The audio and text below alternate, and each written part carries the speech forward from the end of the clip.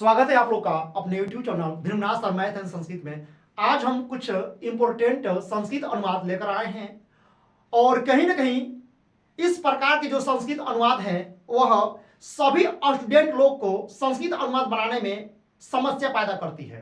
ठीक है, तो उसी समस्या को दूर करने के लिए आप लोग के समक्ष हम इस प्रकार के संस्कृत अनुवाद लेकर आए हैं और मुझे यकीन है कि यदि इस वीडियो को शुरू से लेकर अंत तक देख लीजिएगा तो आप लोग को संस्कृत अनुवाद बनाने में जितने भी समस्या होगी सभी समस्या दूर हो सकती है। ठीक है, और यदि आप नए हैं तो इस चैनल को सब्सक्राइब कीजिए और अधिक से अधिक शेयर कीजिए और उन छात्रों छात्राओं का शेयर कीजिए जो संस्कृत अनुवाद से डरते हैं, जिनको संस्कृत अनुवाद बनाने में ज्यादा दिक्कत होती है, डाउट होती है। ठीक है, तो चलिए विलंब न करते हुए हम ले चलते हैं संस्कृत अनुवाद की ओर। ठीक है, चलिए यहां पे लिखा गया है क्लास 10 यानी संस्कृत अनुवाद। तो इस प्रकार के संस्कृत जो अनुवाद है वह स्पेशल हम क्लास 10 के छात्र और छात्राओं के लिए ही लेकर आए हैं। ठीक है, तो यदि आप 10th क्लास के स्टूडेंट हैं तो आपके लिए यह वीडियो फायदेमंद होगी। ठीक है, तो चलिए यहां पे जो पहला जो अनुवाद है यानी कि संस्कृत वाक्य है वह दिया है राम विद्यालय जाएं। यहां पे जो पहला जो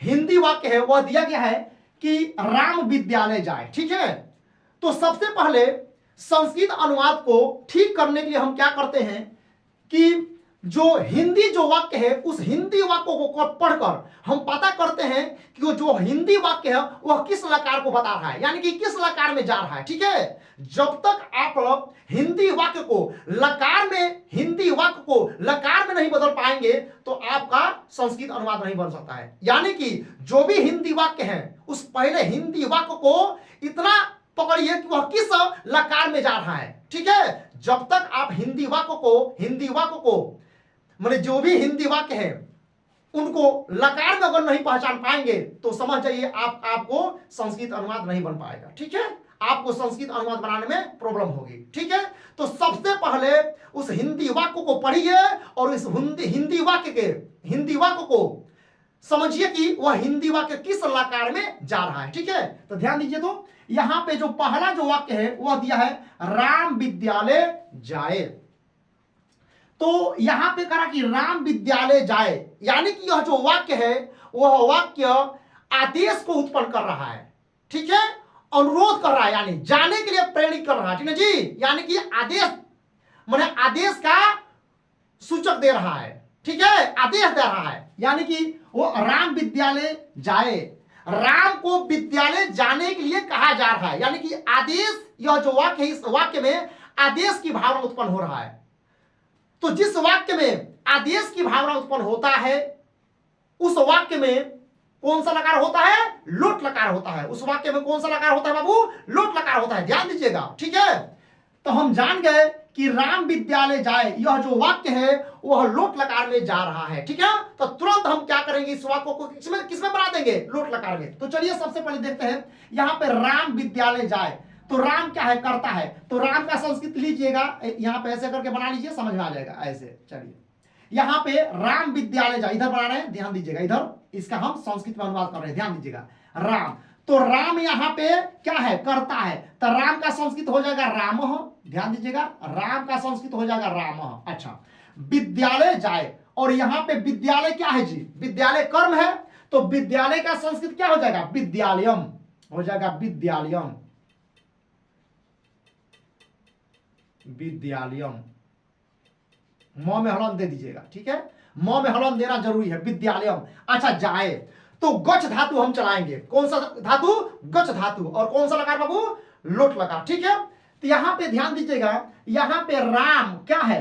प्रथम पुरुष का एक वचन है, नहीं तो जो क्रिया भी चलाएंगे ना, यानी कि क्रिया, आप देखिए क्रिया को क्रियापद भी कहिए, आप क्रिया कहते हैं नहीं तो क्रियापद कहिए, दोनों में से कोई भी कह सकते हैं, क्रिया नहीं तो क्रियापद। ठीक है, तो यहां पे राम क्या है? यहां पे कर्ता क्या है जी? कर्ता प्रथम पुरुष में है और एक वचन है, तो क्रिया भी प्रथम पुरुष का एक वचन ही चलाएंगे। ध्यान दीजिएगा, कोई भी यहां पे पुरुष लेकर मत चला दीजिएगा और कोई भी वचन मत डाल दीजिएगा, गलत हो जाएगा।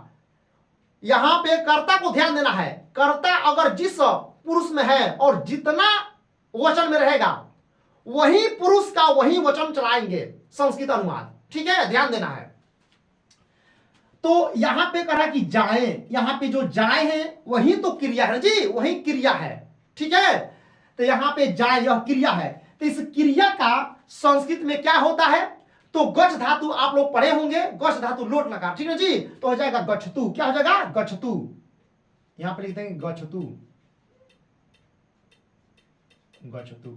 चलिए, आपका संस्कृत अनुवाद क्लियर हुआ, ठीक है ना, एकदम सही। तो हो जाएगा राम विद्यालय जाए। यह जो वाक्य है, यह वाक्य आपको कौन लकार को बता रहा है? लोट लकार को बता रहा है। इसलिए लोट लकार में इस वाक्य को हम जब बनाएंगे तो हो जाएगा रामः विद्यालयम गच्छतु। ठीक है, गच्छ धातु चला है, लोट लकार। ठीक है, कोई दिक्कत नहीं हुआ होगा। आगे बढ़ते हैं। अब यहां पे देखिए, ध्यान दीजिएगा, दूसरा नंबर, पहला नंबर और दूसरा नंबर देखिएगा, कहीं ना कहीं आपको डाउट मिलाएगा, आपको प्रॉब्लम में फंसाएगा। ठीक है, ध्यान दीजिए। यहां पे कहा कि राम विद्यालय गए, यहां पे ध्यान दीजिएगा, यहां पे क्रिया में देख रहे हैं ए की मात्रा, यहां में किसकी मात्रा? ए। तो कहीं ना कहीं आप लोग को हम पहले पढ़ाए हैं कि जिस हिंदी वाक्य के अंत में ए आए, जिस हिंदी वाक्य के अंत में क्या आए जी? ए आए, तो समझ जाना है वह किस लकार में बनेगा? लोट लकार में। लेकिन ध्यान दीजिएगा, यहां पर भी ए है और यहां पर भी गए, इस यो में भी ए की मात्रा है। ठीक ना, तो यहां पे अंतर है, यह दूसरा है और यह दूसरा है। कैसे? तो देखिए, ध्यान दीजिएगा, यहीं पे सभी स्टूडेंट गलती कर जाते हैं और इसको भी किस में बना देते हैं? लोट लकार में बनाते हैं। तो लोट लकार में अगर इसको बना देंगे दूसरा अनुवाद को, तो गलत हो जाएगा। ठीक है, ध्यान देना है बढ़िया से, ताकि आप लोग का जो भी डाउट है वह क्लियर हो जाए, यानी कि जो भी समस्या है संस्कृत अनुवाद में आप लोग का ठीक हो जाए। ठीक है ना, चलिए। तो राम विद्यालय गए, तो ध्यान दीजिएगा। अच्छा, हमने बताया यहां पे पहला नंबर में राम विद्यालय जाए, तो यह जो वाक्य है, इस वाक्य में किसका बोध हो रहा है जी?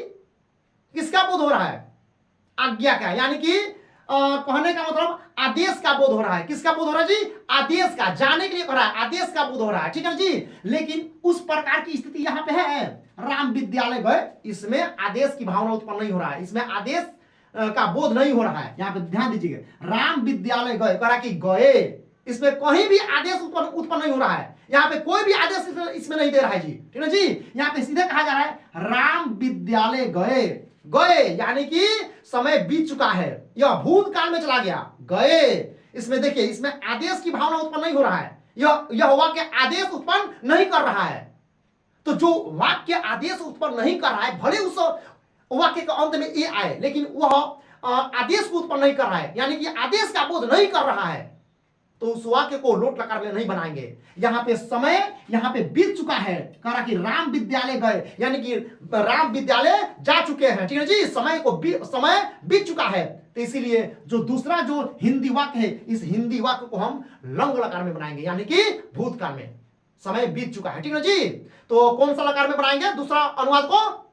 दूसरा हिंदी वाक्य को किस लकार में? लंग लकार में, यानी कि भूतकाल में बनाएंगे। ठीक है, यहां पे फर्क समझिएगा, यहां पर भी है लास्ट में ए और यहां पर भी है लास्ट में ए, लेकिन यहां पे ए है, तो यह क्या बता रहा है? यह बता रहा है आपको लोट लकार में, यह आदेश का बोध उत्पन्न करा रहा है। आदेश, यहां इस वाक्य में आदेश की भावना प्रकट हो रही है जी, लेकिन इस वाक्य में आदेश की भावना प्रकट हो रही है नहीं। तो जब इस वाक्य में आदेश की भावना प्रकट नहीं हो रहा है, तो उसको लोट लकार में नहीं बनाएंगे, यह किसमें बनेगा? लंग लकार में बनेगा। ठीक है, यही फर्क आप लोग को समझना है और यही चीज आप लोग को सिखाने वाले हैं। ठीक है जी, यही अंतर, ताकि आप लोग संस्कृत अनुवाद बनाए तो आप लोग को किसी प्रकार की समस्या न हो। ठीक है, इसलिए इस प्रकार के हम संस्कृत अनुवाद को आप लोग के समक्ष लेकर आए हैं और आप लोग को सिखा रहे हैं।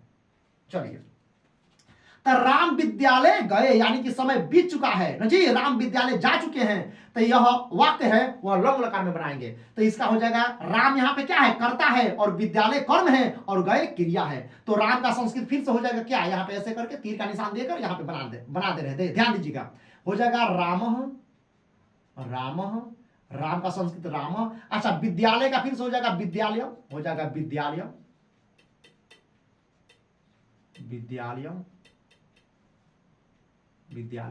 और गए, तो गच्छ धातु लंग लकार में, तो गच्छ धातु लंग लकार में ध्यान दीजिएगा, यहां पे राम क्या है, प्रथम पुरुष का एक वचन है ना, तो क्रिया भी प्रथम पुरुष का एक वचन चलाइएगा। तो गच्छ धातु अगर आप लंग लकार प्रथम पुरुष के एक वचन में आप जाएंगे तो आपका हो जाएगा अगच्छत। क्या हो जाएगा जी, अगच्छत। यहां पे हो जाएगा अगच्छत, अगच्छत। यहां पे तो में हलन दीजिएगा, तो में हलन देना जरूरी है, ठीक है। चलिए अब यहां पे ध्यान दीजिएगा, सीता पुस्तक पढ़ती थी, सीता पुस्तक पढ़ती थी, यहां पे स्पष्ट दिखाई दे रहा है कि इस हिंदी वाक्य क्रिया का अंत में क्या है जी, था थे थी, यानी कि थी है।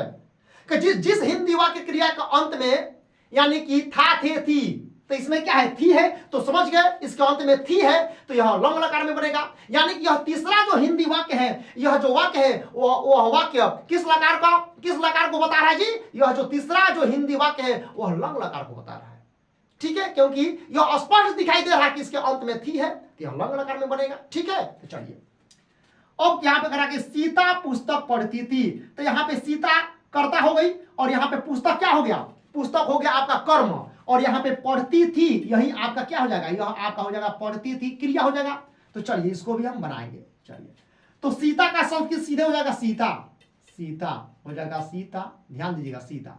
यहां पे विसर्ग लगाने की जरूरत नहीं है, यहां पे सीता में यहां पे कहीं भी छेड़छाड़ कीजिएगा ना मत सीता को, यहां पे सीता का जब संस्कृत आप कीजिएगा तो सीता का संस्कृत में कोई भी छेड़छाड़ नहीं, ठीक है, सीधे हो जाएगा सीता। क्यों होगा सीता, क्योंकि सीता जो है इसका जो शब्द रूप चलेगा वह लता के अनुसार चलेगा, यानी कि लता कहिए या बालिका, ठीक है, उसके लता या बालिका शब्द रूप के जैसा इसका रूप हम चलाएंगे, इसलिए यहां पे सीधे हम लिख दें क्या, सीता, क्योंकि हम जानते हैं बालिका शब्द रूप के प्रथमा विभक्ति के एक वचन में होता है सीता, ठीक है जी। तो इसीलिए सीता का जब हम शब्द रूप चलाएंगे बालिका शब्द रूप के भांति तो हो जाएगा सीता का प्रथमा विभक्ति के एक वचन में सीता, ठीक है जी। चलिए तो हो जाएगा सीता का संस्कृत हो जाएगा सीधे सीता, यहां पे विसर्ग कुछ नहीं देना है, सीधा हो जाएगा सीता। अच्छा पुस्तक पढ़ती थी, तो पुस्तक का संस्कृत हो जाएगा पुस्तकम,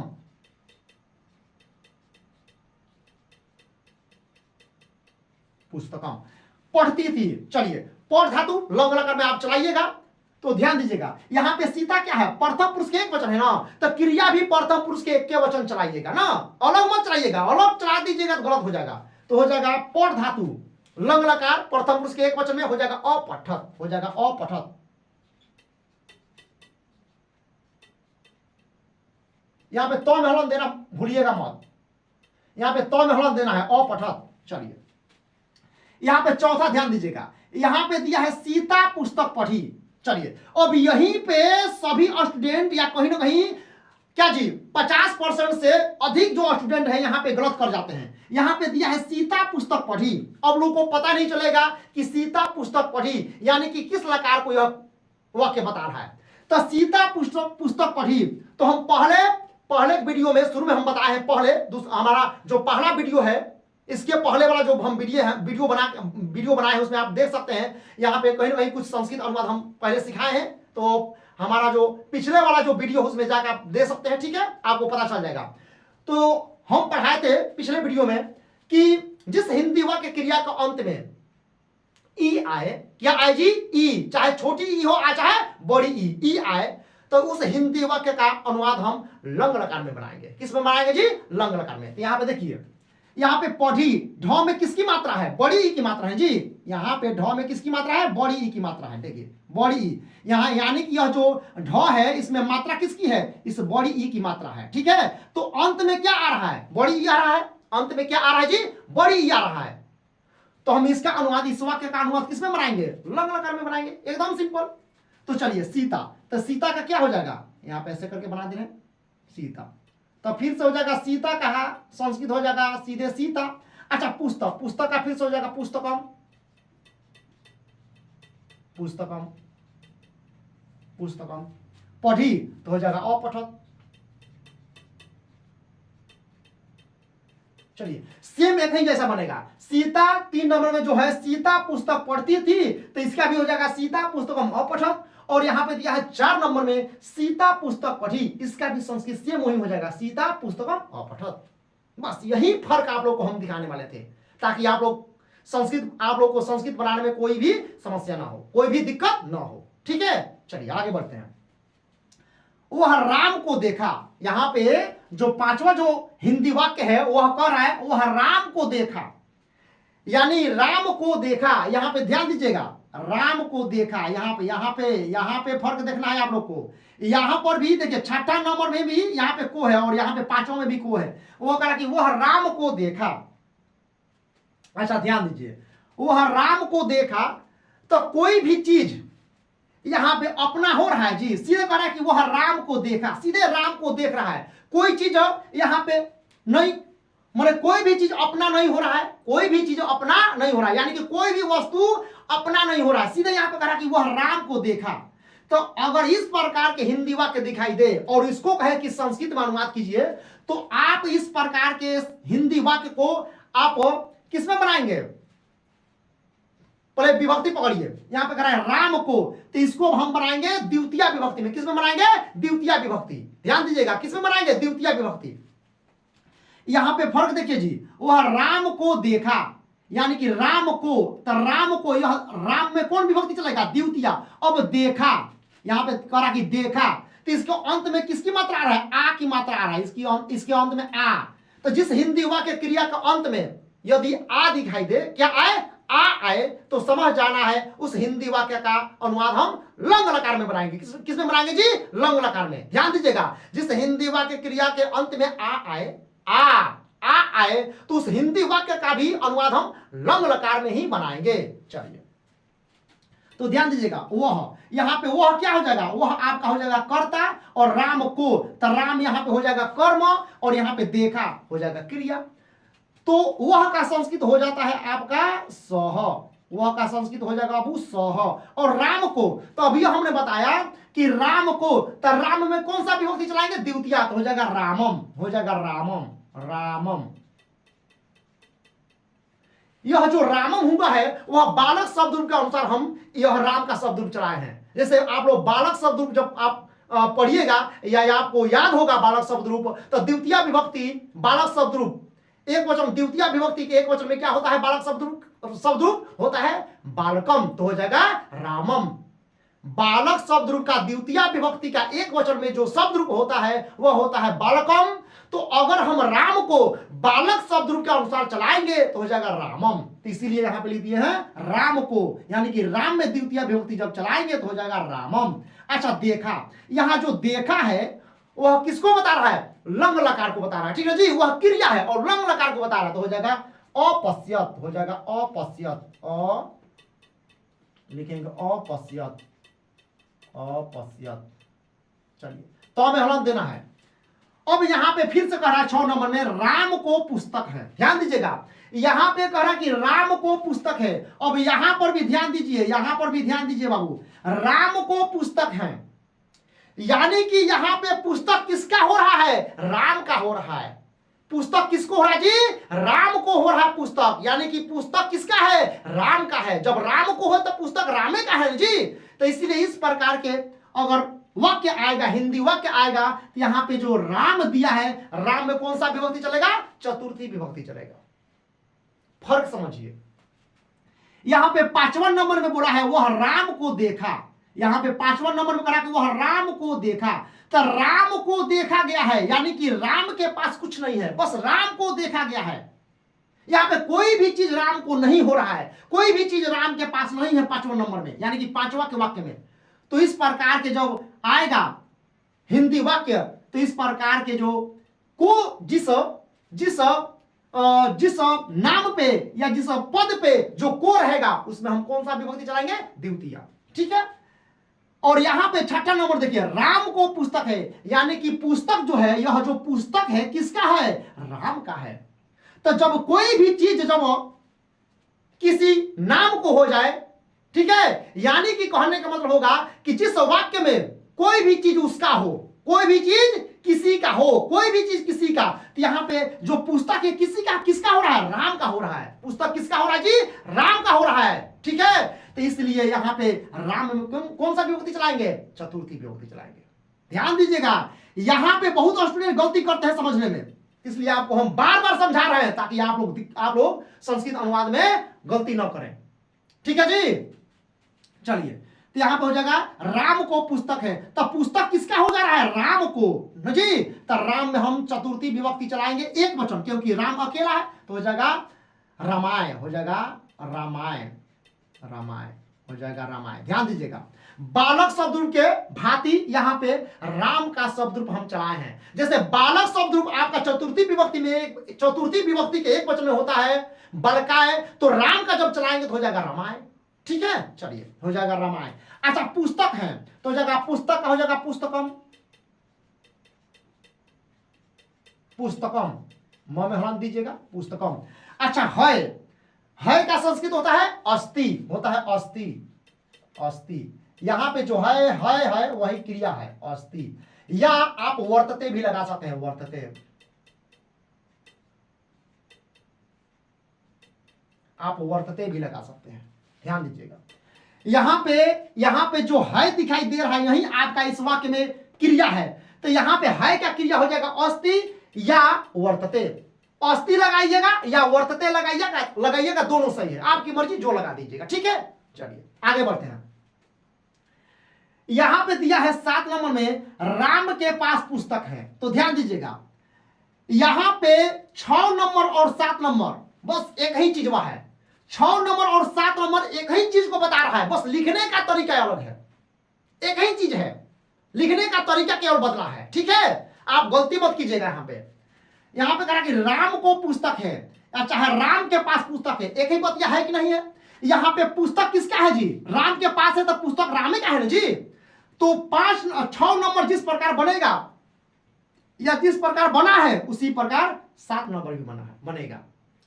तो यहां पे राम के पास पुस्तक है, यही बतिया हो जाएगा राम को पुस्तक है, यानी कि हम सब कह सकते हैं राम को पुस्तक है, अच्छा राम के पास पुस्तक है, एक ही बात हुआ। लिखने केवल लिखने में चेंजिंग हुआ है, आप अलग अलग लिख सकते हैं, लेकिन यह दोनों एक ही अनुवाद बनेगा, मतलब दोनों का अनुवाद एक ही जैसा होगा। ठीक है जी, केवल लिखने का तरीका बदला है, दोनों वाक्य एक ही चीज को बता रहा है। ठीक है, तो इसीलिए यहां पे हो जाएगा राम के पास, यहां पे राम के पास, अच्छा है राम को, एक ही बतिया हुआ, तो राम के पास, इसमें भी आपका लगेगा राम में चतुर्थी विभक्ति एक वचन, तो यहां पर भी हो जाएगा रामायण, यहां पर भी हो जाएगा रामायण। ध्यान दीजिएगा, रामायण। ठीक है, अब पुस्तक, तो फिर पुस्तक हो जाएगा पुस्तकम, पुस्तकम। उसके बाद हो जाएगा है का हमने अभी बताया अस्ति, सीधा लगा देंगे अस्ति, अच्छा है वर्तते, चलिए यहां पे 8वां नंबर में दिया है वह कलम से लिखता है, वह किससे लिखता है जी, कलम से। तो वह कलम से लिखता है, यानी कि कलम को पकड़ के लिखेगा, तो कलम उसके हाथों में सटा हुआ रहेगा, यानी कि उसमें टच रहेगा। ठीक है जी, कलम को बिना पकड़े तो लिख नहीं सकता है, तो कलम जैसे यहां पे बोर्ड में, व्हाइट बोर्ड में हम लिख रहे हैं, आप लोग को पढ़ा रहे हैं, तो इस कलम को हम, यानी कि क्या मार्कर को हम लेकर पढ़ा रहे हैं, तो अगर इसको क्या जी अपने हाथों में लेकर पढ़ा रहे हैं, तो कोई चीज को अगर आप अपने में लेकर कोई काम कर रहे हैं तो उसमें तृतीया विभक्ति चलाएंगे। ठीक है, ध्यान दीजिएगा। तो कह रहा कि वह कलम से लिख रहा है, यानी कि कलम को अपने हाथों में लेकर टच किए हुए लिखेगा, तो इस प्रकार जब वाक्य रहेगा तो समझ आना है कि उसमें कौन सा विभक्ति, तृतीया विभक्ति। ठीक है, तो हो जाएगा वह, तो वह का संस्कृत फिर हो जाएगा क्या, सह, वह का संस्कृत होता है सह। ध्यान दीजिएगा, अब ध्यान दीजिए, कलम से, तो वह कलम से लिख रहा है ना जी, कलम उससे अलग नहीं हो रहा है, कलम उसमें ही ना जी, हाथों में है, तो वह कलम से लिखता है ना जी, तो कलम को पकड़ के लिखेगा, छोड़ेगा नहीं, तो हो जाएगा कलम में कौन सा विभक्ति, तृतीया विभक्ति, तो हो जाएगा कलमेन, हो जाएगा कलमेन, कलमेन। चलिए कलमेन, यहां पे 9 में हलन नहीं देना है। लिखता है, तो लिखता है यहां पे क्या हो गया, क्रिया हो गया, तो लिखता है, तो जिस हिंदी वाक्य क्रिया के अंत में ता है यदि आए तो उस वाक्य का अनुवाद हम किस लकार में करेंगे जी, लट लकार में, तो हो जाएगा लिख धातु आप लट लकार में लेंगे, प्रथम पुरुष के एक वचन, तो हो जाएगा आपका लिखती, हो जाएगा लिखती, लिखती। चलिए यहां पे जो लास्ट नंबर है वह दिया है वृक्ष से पत्ते गिरते हैं। ध्यान दीजिएगा, यहां पर दिया है कलम से लिखते हैं, कलम से लिखता है, और यहां पे दिया है कि वृक्ष से पत्ते गिरते हैं। तो जो पत्ते हैं ना जी, वृक्ष से अलग हो रहे हैं। पत्ते वृक्ष से क्या हो रहे हैं जी, अलग हो रहे हैं। तो अलगाव की स्थिति में, जिस वाक्य में अलगाव की बोध करा रहा है, माने कि अलगाव अगर बता रहा हो कोई वाक्य, तो अलगाव की स्थिति में हम पंचमी विभक्ति चलाते हैं, और संबंध की स्थिति में यानी कि मेल की स्थिति में जो अलगाव ना हो उस स्थिति में हम तृतीया विभक्ति चलाते हैं। अब यहां पे ध्यान दीजिए 8 नंबर में वह कलम से लिखता है, यह अलग नहीं हो रहा है, कलम को लेके लिखेगा, कलम तो उससे अलग नहीं होगा। तो जब इसमें अलगाव को नहीं बता रहा है, यह मेल को बता रहा है ना जी, यह अलगाव को नहीं बता रहा है, इसलिए जो वाक्य अलगाव को नहीं बताएगा और उसमें से लगा होगा तो उस पद में, उस शब्द में हम तृतीया विभक्ति चलाएंगे। और वैसा वाक्य जिसमें अलगाव को बताएगा और उसमें से लगा रहेगा उस पद में, तो उस पद में हम पंचमी विभक्ति चलाएंगे। ठीक है, ध्यान देना है। तो यहां पे कहा कि वृक्ष से पत्ते गिरते हैं, तब पत्ते किससे गिरे हैं, वृक्ष ना जी, तब वृक्ष से पत्ते अलग हो रहे हैं, तो इसीलिए वृक्ष में कौन सा विभक्ति, पंचमी। तो हो जाएगा आपका वृक्ष में पंचमी विभक्ति चलाएंगे तो हो जाएगा वृक्षात, हो जाएगा वृक्षात। तो हमें हलन दीजिएगा वृक्षात। अच्छा, पत्ते गिरते हैं, बहुत ज्यादा पत्ते हैं जी, अनेकों पत्ते हैं, ठीक है जी। तो अनेकों पत्तों का अगर आप संस्कृत में बनाइएगा तो हो जाएगा पत्राणी, हो जाएगा पत्राणी, पत्राणी। अच्छा, गिरते हैं, यहां पे दिया है गिरते हैं, ठीक है, यही क्रिया है। तो पत धातु आप चलाइए, पत धातु प्रथम पुरुष के बहुवचन तो हो जाएगा पतंती, हो जाएगा पतंती, पतंती, पतंती। ठीक है, आई होप आप लोग को जो भी हम संस्कृत लेकर आए हैं, संस्कृत अनुवाद लेकर आए हैं, आप लोग को अच्छी तरह से समझ में आ गया होगा। और आप लोग को जो भी डाउट होंगे, जो भी अनेकों डाउट होंगे, इस वीडियो को देखने के बाद आप लोग को जितना भी डाउट होगा सभी क्लियर हो गए। जो भी समस्या होगा आप लोगों का सभी समस्या दूर हो गया होगा। ठीक है, तो चलिए इसी प्रकार के इंटरेस्टिंग और यूजफुल वीडियो पाने के लिए, ठीक है जी, इस चैनल को लाइक करें, सब्सक्राइब करें और अधिक से अधिक इस वीडियो को शेयर कीजिए, ताकि जितने भी स्टूडेंट का इस प्रकार का अनुवाद में डाउट हो उनका डाउट क्लियर हो जाए। ठीक है, तो चलिए मिलते हैं अगले वीडियो में, तब तक अपने स्वास्थ्य का ध्यान रखिएगा। धन्यवाद।